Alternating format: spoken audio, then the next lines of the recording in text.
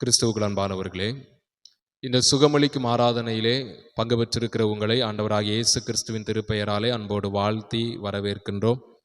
ஆண்டவருடைய இரக்கமும் பேரருளும் உங்கள் ஒவ்வொருவரோடும் கூட இருப்பதாக. குறிப்பாக இந்த ஆராதனையிலே சுகத்திற்காக, ஆண்டவருடைய அற்புதத்திற்காக, விடுதலைக்காக வந்திருக்கிற உங்களுடைய வாழ்க்கையிலே கர்த்தர் நிச்சயமாய் விடுதலையை கொடுத்து அற்புதங்களை செய்து உங்களை ஆசீர்வதிப்பாராக. நாம் இயேசு கிறிஸ்துவின் அற்புதங்களை குறித்து தியானித்து கொண்டிருக்கின்றோம். இதுவரை 28 அற்புதங்களை நாம் தியானித்திருக்கின்றோம். இன்றைக்கு 29வது அற்புதமாக வேத வல்லுநர்களால் அறியப்பட்டிருக்கிற அற்புதத்தை நாம் தியானிக்க இருக்கின்றோம். நாம் வாசிக்க கேட்ட வேத பகுதி லூக்கா 11ஆம் அதிகாரம் 14ஆம் வசனம் முதல் 23ஆம் வசனம் வரையிலும், மத்தேயு நற்செய்தி நூல் 12ஆம் அதிகாரம் 22 முதல் 30 வசனங்கள் வரையிலும், மார்க்கு நற்செய்தி நூல் 3ஆம் அதிகாரம் 20 முதல் 27 வசனங்களிலும் இந்த பகுதி சொல்லப்பட்டிருக்கிறதை நாம் வாசிக்க கூடும். இன்றைக்கு நாம் லூக்கா நற்செய்தியாளர் எழுதப்பட்டிருக்கிற காரியங்களை குறித்து நாம் தியானிக்க இருக்கின்றோம். அன்பானவர்களே, இந்த அற்புதத்திற்கு என்ன தலைப்பு நாம் கொடுக்கலாம் என்றால், இயேசு ஊமையும் குருடுமான மனிதனை சொஸ்தமாக்குதல் அல்லது குணமாக்குதல் என்று சொல்லி நாம் ஒரு தலைப்பை கொடுக்கலாம். இதுவரைக்கும் நாம் பார்த்தோம், ஊமையும் செவிடுமான மனிதனை ஆண்டவர் குணமாக்குகிறதை எல்லாம் நாம் தியானித்தோம். ஆனால் இன்றைக்கு ஊமையும் குருடுமான மனிதன், லூக்கா நற்செய்தி நூலிலே இந்த மனிதன் ஊமையாய் மட்டுமே இருந்தான் என்று சொல்லி நாம் பார்க்கின்றோம். ஆனால் மார்க்கு நற்செய்தியாளர் 12ஆம் அதிகாரம் 22வது வசனத்தை நாம் வாசித்து பார்க்கும்போது, அங்கு மார்க்கு நற்செய்தியாளர் எழுதுகிறார். 22வது வசனத்தை நான் உங்களுக்காக வாசிக்கிறேன். அப்பொழுது பிசாசு பிடித்த குருடும் ஊமையுமான ஒருவன் அவரிடத்தில் கொண்டு வரப்பட்டான். பிசாசினாலே பாதிக்கப்பட்டபடியினால கண்கள் இருளடைந்தவனும் வாய் திறக்க முடியாமல் பேச முடியாதவனும் இருந்த ஒரு இளைஞனை ஆண்டவருடைய சமூகத்திலே கொண்டு வருகிற சம்பவத்தை தான் நாம் இங்கு பார்க்கின்றோம். அப்போ இந்த வசனங்களிலிருந்து நமக்கு ஒன்று புலப்படுகிறது. என்ன புலப்படுகிறது என்றால், இந்த மனிதன் பிறவியிலேயே ஊமையன் அல்ல. பிறவியிலேயே ஊமையன் அல்ல.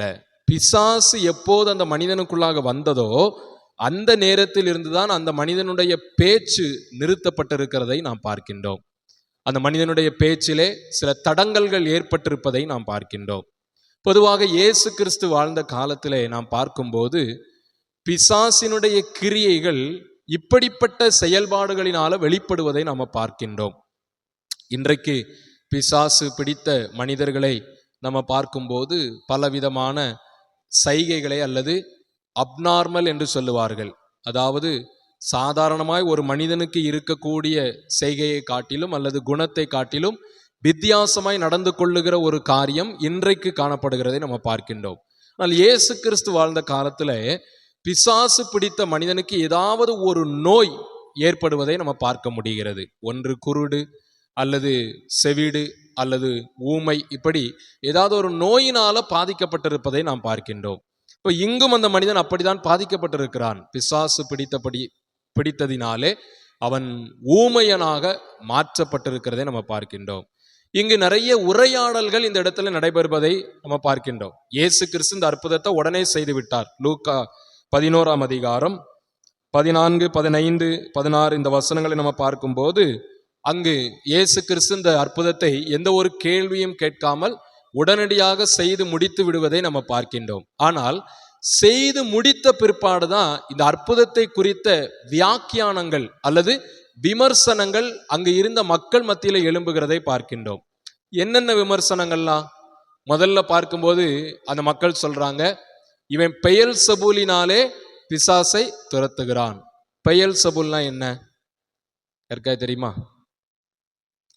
பெயல்செபூல்னா என்ன? பிசாசுகளின் தலைவன். சரியான பதில், அதுதான் அதற்கு அர்த்தம். சரியா? மத்தேயு 12ஆம் அதிகாரம் நாம் அங்கு பார்க்கும்போது இங்கு சொல்லப்பட்டிருக்கிறதை பார்க்கின்றோம். 24வது வசனம் தொடர்ந்து 26, 27, இன்னும் லூக்கா நம்ம வாசிக்க கேட்ட வேத பகுதி இந்த 11ஆம் அதிகாரம் 17 இந்த வசனங்களை எல்லாம் பார்க்கும்போது அங்கு சொல்லப்பட்டிருக்கிற காரியம், பெயல்செபூல் பிசாசுகளின் தலைவனால நான் துரத்துகிறேன் என்று சொல்லுகிறீர்களே அப்படிங்கிறத இயேசு அங்க அடிக்கோடிட்டு சொல்வதை நம்ம பார்க்க முடிகிறது. அப்போ பெயல்செபூல்னா என்ன? பிசாசுகளின் தலைவன். பெயல்செபூல் அப்படிங்கிற வார்த்தை ஒரு கிரேக்க வார்த்தை. இது எதிலிருந்து பெறப்படுகிறது என்றால் எபிரேய பாஷையாகிய பாகால் என்று சொல்லப்படுகிற, அதாவது பால் என்று சொல்லப்படுகிற ஒரு வார்த்தையிலிருந்து பெறப்படுகிறது. அதாவது பாகால்களின் தெய்வம். அதாவது பழைய ஏற்பாட்டு காலத்திலே எபிரேய மக்கள் கானான் தேசத்திலே பிரவேசிக்கும் போதும் சரி, எகிப்திலே அடிமையாக இருக்கும் போதும் சரி, ஆண்டவருக்கும் பயப்பட்டார்கள். அதே சமயத்தில் பாகால் என்று சொல்லப்படுகிற ஒரு விதமான தெய்வங்களுக்கும் பயப்பட்டார்கள். அப்போ லிட்ரலா பெயல்செபூல் அப்படின்னா என்ன பொருள், என்ன மொழிபெயர்ப்பு அங்கு சொல்லப்படுகிறது என்றால் பூச்சிகளின் ஆண்டவன் அப்படின்னு சொல்லி ஒரு பொருள் தரப்படுகிறது. பூச்சிகளின் ஆண்டவன். இந்த ஒரு பொல்லாத ஒரு ஆவி அந்த மனிதனுக்குள்ளாக இருந்ததாக, இப்படிப்பட்ட காரியங்களை எல்லாம் அங்கு அந்த மக்கள் நம்பினதாக நாம் இங்கு பார்க்கின்றோம். அப்போ இயேசுவை பார்த்து சொல்லுகிறார்கள், நீர் இப்படி பிசாசுகளின் தலைவனாலே இப்படி செய்கிறீர் அப்படி சொல்லும்போது ஆண்டவர் சொல்றாரு, அது எப்படி? யோசித்து பாருங்க. ஒரு வீட்டுக்குள்ள இருக்கிறவங்க ஒரே குடும்பத்தை சார்ந்தவங்க, அந்த ஒரே குடும்பத்துக்குள்ள பிரச்சனை வந்துட்டுனா அழிய போவது என்ன குடும்பம்? அதே குடும்பம் தான், அப்படிதானே? ஒரே குடும்பத்துக்குள்ள பிரச்சனை வந்துட்டுனா அவங்க 2 பேருக்கு தான் அழிவு, இல்லையா? அதை தான் ஆண்டவர் இங்கு சொல்றாரு. ஒரு வீட்டுக்குள்ளே இருக்கின்றவர்கள் தங்களுக்கு தாங்களே எதிராக சண்டை போடும்போது அந்த ராஜ்யம் தரைமட்டமாகுமே. அப்ப அதை நினைச்சு தனக்குத்தானே யாரும் என்ன செய்ய மாட்டாங்க, சண்டை போட மாட்டாங்க. அப்படிங்கிற ஒரு காரியத்தை ஆண்டவர் இங்கு உரையாடலாக வைக்கிறார், பதிலாக வைக்கிறார். அப்ப யோசித்து பாருங்க, நான் பிசாசுகளின் தலைவனால இப்படி செய்யல, நான் ஆண்டவருடைய கிருபையினால, பரிசுத்த ஆவியானவரனால நான் இப்படி செய்கிறேன் என்று ஆண்டவர் அங்கு பதில் சொல்லுகிறதை நாம் பார்க்கின்றோம். இது ஒரு வியாக்கியானம், ஒரு விமர்சனம்.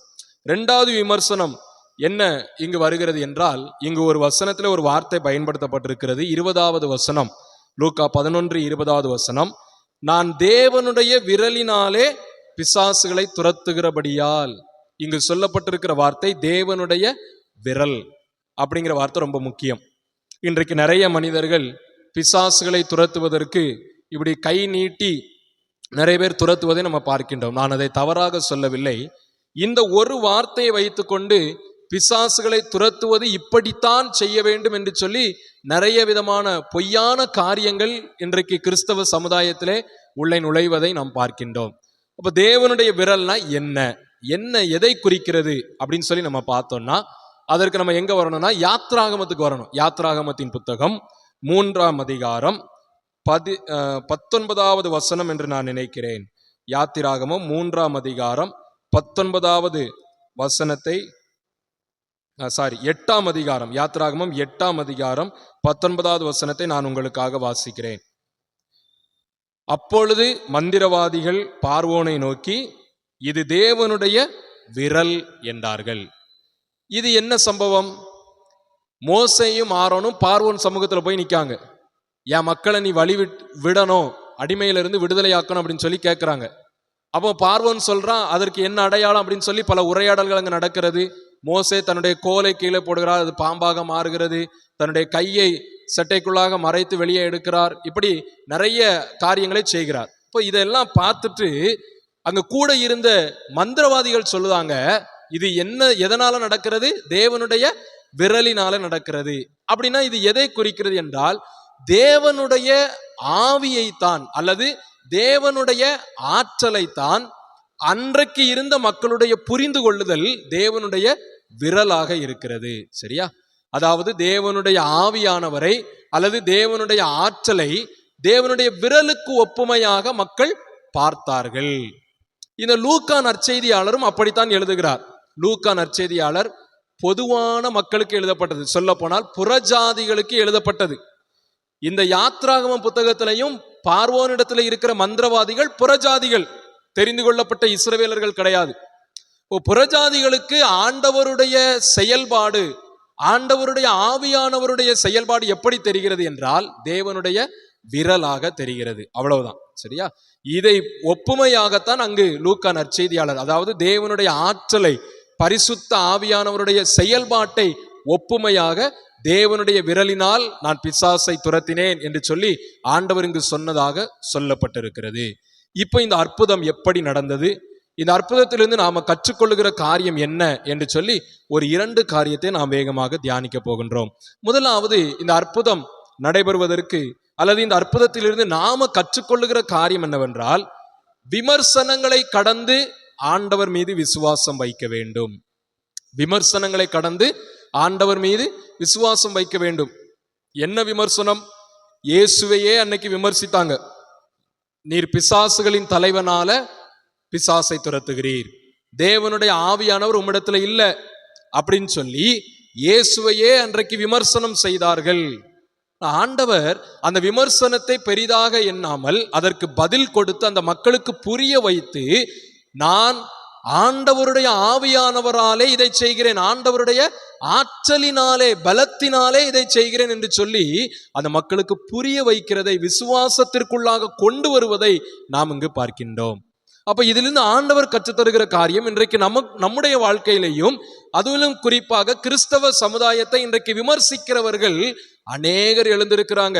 இன்னைக்கு இணையதளத்துல, யூடியூப்ல, இன்னும் பற்பல காரியங்கள் பற்பல இடத்துல நம்ம பார்க்கும்போது நம்மை கை நீட்டி கிறிஸ்தவங்களா இப்படி அப்படி, இது எப்படி அது அப்படி, இது அறிவியலுக்கு புறம்பானது அப்படி இப்படின்னு சொல்லி நம்மை விமர்சிக்கிற மக்கள் எழும்பி இருக்கிறார்கள். அதே சமயத்துல நமக்கு பக்கத்துல இருக்கிறவங்க, நம்ம கூட இருக்கிறவங்க, இவங்க எப்பவும் கோயிலுக்கு போறாங்க, எப்பவும் வராங்க, ஆனா இவங்க வாழ்க்கையை பாருங்க, எப்பவும் தரித்திரமாகத்தான் இருக்கிறது என்று சொல்லி நம்மை அநேகர் விமர்சிக்கலாம், நம்மை அநேகர் ஏளனமாய் பார்க்கலாம், நம்மை மட்டம் தட்டியே பார்க்கலாம், தரைமட்டமாகவே பேசிக்கொண்டே இருக்கலாம். ஆனால் எதையும் கவனிக்காதீர்கள், ஆண்டவர் மீது விசுவாசம் வையுங்கள். அல்லேலூயா. அதுதான் ஆண்டவர் இந்த அற்புதத்திலிருந்து நமக்கு கற்றுத்தருகிற காரியம். காரணம், கர்த்தர் நம்மோடு இருக்கிறார். இந்த உலகத்தையும் இந்த அண்ட சராசரங்களையும் படைத்த ஆண்டவர் நம்மோடு கூட இருக்கிறார். இந்த உலகத்தில் இருக்கிற பொல்லாத ஆவிகளை தன்னுடைய கட்டுப்பாட்டுக்குள்ளாக வைத்திருக்கிற கர்த்தர் நம்மோடு கூட இருக்கிறார். ஆகவே நம்ம எதை குறித்து கலங்க வேண்டாம். விமர்சனங்களை கடந்து ஆண்டவர் மீது விசுவாசம் வைக்க நம்ம அழைக்கப்பட்டிருக்கிறோம். இப்படியெல்லாம் விமர்சனம் வருகிறதே அப்படின்னு சொல்லி விசுவாச வாழ்க்கையில நம்ம சோர்ந்து போய்விடக்கூடாது. நாம் சோர்ந்து போய்விட்டோம் என்றால் ஆண்டவருடைய சமூகத்திலிருந்து அற்புதத்தை பெற்றுக்கொள்ள முடியாது, ஆண்டவருடைய கையிலிருந்து அற்புதங்களை பெற்றுக்கொள்ள முடியாது. ஆகவே ஆண்டவர் நமக்கு கற்றுத்தருகிற காரியம், விமர்சனங்களை கடந்து கர்த்தர் மீது விசுவாசம் வைப்போம். கடைசியாக ஒன்றை சொல்லி நான் நிறைவு செய்கிறேன். விழுந்திடாமல் ஆண்டவரை பிடித்து கொள்ள ஆண்டவர் நமக்கு கற்றுத்தருகிறார். நம்ம விழுந்து போகாமல் கர்த்தரை பிடித்து கொள்ள வேண்டுமாம். அதற்கு உதாரணமாக லூக்கா 11ஆம் அதிகாரம் 21வது வசனம் முதல் 23வது வசனம் வரைக்கும் ஆண்டவர் ஒரு உவமையை சொல்லுகிறதை நம்ம பார்க்கின்றோம். என்ன உவமை? ஆயுதம் தரித்த பலவான் அப்படின்னா ஒரு சோல்ஜர், ஒரு போர்ப்படை வீரன், போருக்கு தயாராக இருக்கிற ஒரு போர் வீரன். அவன்கிட்ட ஆயுதம் இருக்கும், கேடகம் இருக்கும், வாள் இருக்கும், எல்லாமே இருக்கும். அந்த வீரன் தன்னிடத்தில் இருக்கிற தன் மக்களை அல்லது பொக்கிஷத்தை பாதுகாப்பதற்காக அவன் தனக்கு எதிராக வருகிற ஒரு மனிதனை எதிர்த்து போரிடுவதற்கு நிற்கிறான். அவன்கிட்ட ஆயுதம் இருக்கிறதுனால அவன் ஜெயிப்பான். ஆனா அதே சமயத்துல 22வது வசனத்துல ஆண்டவர் சொல்றாரு, இந்த போர்ப்படை வீரனை காட்டிலும் எதிராளி பலவானாக இருந்தால் தன்னிடத்தில் இருக்கிற பொக்கிஷத்தை, அது கூட தான்கிட்ட இருக்கிற ஆயுதத்தையும் அவன் என்ன செஞ்சிருவான்? பறிச்சுட்டு போயிடுவான் அப்படின்னு சொல்லி ஆண்டவர் அங்க ஒரு உவமையை சொல்லுகிறார். அப்போ ஆண்டவர் நமக்கு கற்றுத்தருகிற காரியம், இந்த உலகத்தில் ஏற்படுகிற சில சறுக்கல்கள், இந்த உலகத்தில் ஏற்படுகிற சில தடங்கல்கள், சில இடையூறுகள் நம்மை ஒருவேளை விழுந்து போக பண்ணலாம். நமக்கு எதிராக சத்துரு பல தீமைகளை வைத்து நம்மை விழுந்து போக பண்ணலாம். நாம விழுந்து விட்டோம் என்று சொன்னால் நம்மிடத்தில் இருக்கிற பொக்கிஷத்தை அவன் எடுத்து போய் விடுவான். நம்மிடத்தில் இருக்கிற ஆசீர்வாதங்களை, நம்மிடத்தில் இருக்கிற விசுவாசத்தை, கிறிஸ்தவ ஜீவியத்தை, சாட்சி உள்ள வாழ்க்கையை அவன் எடுத்து போய் விடுவான். ஆனா நாம விழுந்திடாமல் ஆண்டவரை உறுதியாக பற்றி கொண்டோம் என்றால் நாம் அவனை ஜெயிக்கலாம். அல்லேலூயா. நமக்கு எதிராக வருகிற சத்துருவை நாம ஜெயிக்கலாம். ஆகவேதான் பேதுரு எழுதுவாரு, பிசாசுக்கு எதிர்த்து நில்லுங்கள், அப்பொழுது அவன் உங்களை விட்டு ஓடி போவான். இதை வைத்துதான் பேதுரு அங்க எழுதுகிறார். ஆண்டவர் சொல்றாரு, நீ பலவான பார்க்கும்போது விழுந்திடாத, சோர்ந்து போய் விழுந்திடாத, முடியாது என்று சொல்லி விழுந்துடாத. கர்த்தர் நம்மோடு கூட இருக்கிறார். சில தளர்வுகள், சில சறுக்கல்கள் வாழ்க்கையில் ஏற்படலாம். வியாதிகள் தொடர்ச்சியாக வந்து கொண்டே இருக்கலாம். சில போராட்டங்கள் குடும்பத்தில் வந்து கொண்டே இருக்கலாம். விழுந்திடாதீங்க, விழுந்து போகாதீங்க, சோர்ந்து போகாதீங்க. ஆண்டவரை உறுதியாக பற்றி கொள்ளுங்கள். ஆகவே எனக்கன்பானவர்களை, இந்த அற்புதத்திலிருந்து 2 காரியங்களை ஆண்டவர் கற்றுத் தந்திருக்கிறார். இந்த உலகத்திலே ஏற்படுகிற விமர்சனங்களை தாண்டி நாம் ஆண்டவர் மீது விசுவாசம் வைக்க அழைக்கப்படுகிறோம். இந்த உலகத்தில் ஏற்படுகிற சில சறுக்கல்களை கண்டு விழுந்து போய் விடாமல் கர்த்தர் மீது நாம் உறுதியாக பற்றுள்ளவர்களாக வாழ ஆண்டவர் நம்மை அழைக்கிறார். ஆகவே அப்படிப்பட்ட ஒரு சாட்சி உள்ள வாழ்க்கை வாழ நம்மை அர்ப்பணிப்போம். கர்த்தர் நம் ஒவ்வொருவருடைய வாழ்க்கையிலே அற்புதங்களை செய்து நம்மை ஆசீர்வதிப்பாராக. ஆமென்.